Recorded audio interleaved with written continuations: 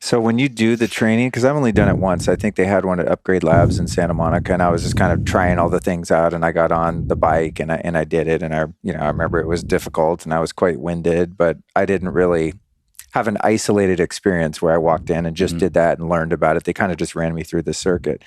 Um, is it necessary to, if say you're using a bike, is it necessary to like work out really hard while you're doing the training, or is it kind No. of the oxygen increase and then the deprivation is kind of what you're saying is simulating that same effect of if you went into a gym and did a 20-minute hit session and you're getting super winded, then you rest for a second, get your oxygen back, breathe slowly, then you go in and get winded again. And I guess hypoxic would be the word for low oxygen. Yeah. Is it kind of mimicking that without having to actually go that nuts in a workout? Is that why elderly people and stuff are able to do it?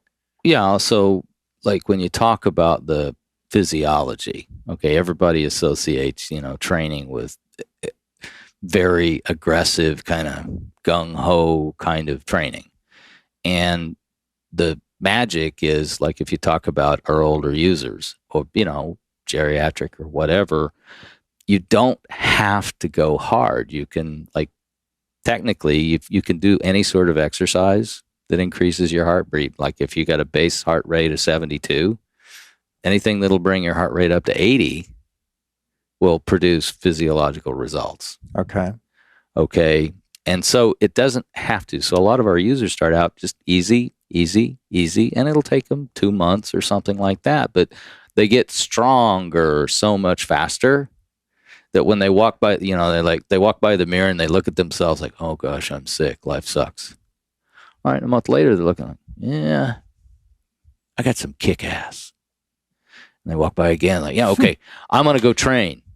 And so they progressively, as they get stronger, they start to feel younger and more aggressive, and they will just start turning it up. And so what happens is they move to our simplest instructions, which are train on the oxygen till you get bored, throw the switch, train on the minus or the low oxygen till your ass is kicked, and then flip back. And at the end of the day, it's simple, but those are relative notions, perceptions. Doesn't matter how hard that is. It's just relative to the person. So if they move back and forth in that cycle, they're challenging their physiology to their capacity or comfort, depending on their character or what they're trying to accomplish, and just moving in that range. And that's why we call it adaptive contrast. So whatever they're capable of is enough to enable them to continue to move. And just exercising, it's kind of like a rusty hinge. In the beginning, the hinge moves a little bit. But as you move it, the physiology adjusts and they become stronger and more able to adapt. And, they start thinking about and behaving and perceiving themselves as athletes, even if they've been on the couch for 30 years. Got it. So so the training isn't apples to apples. So if you take a high performance, pro athlete that's 25 years old at the top of their game, their baseline for this type of training is going to be obviously much different than an older person, but they're each going to subjectively get the same net benefit according to their physiology and their current state of capacity. Okay, got it.